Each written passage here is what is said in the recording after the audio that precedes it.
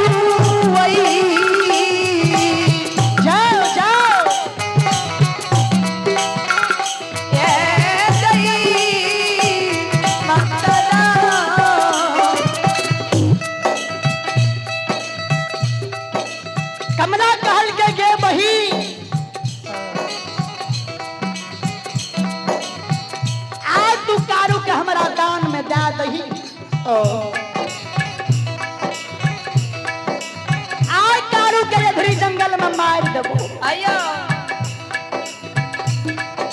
गहिल काल के गे कमला तोर दिन खराब भेलो ये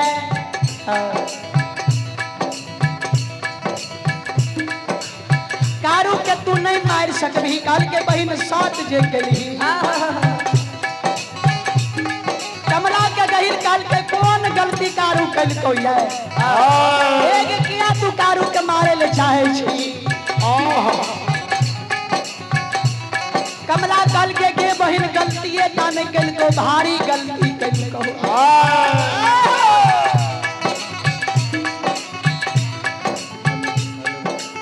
जखनी कारू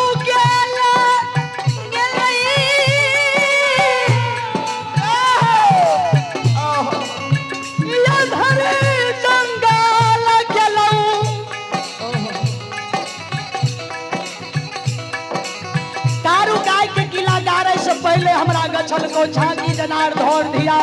पान प्रसाद जाय के समय में आवे के समय में भेलो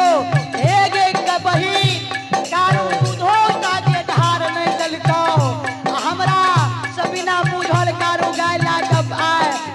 नगर महपुरा आवे छो कारू के लिए काल बनलियो 700 बाघ ला देलियो लेकिन कारू तोरा बल से तोरा पूजल को तोरा ऊपर कारू की जे कृपा छो तोर कृपा से कारू 700 बाघ के मार के नदी दिल जुगा में हिला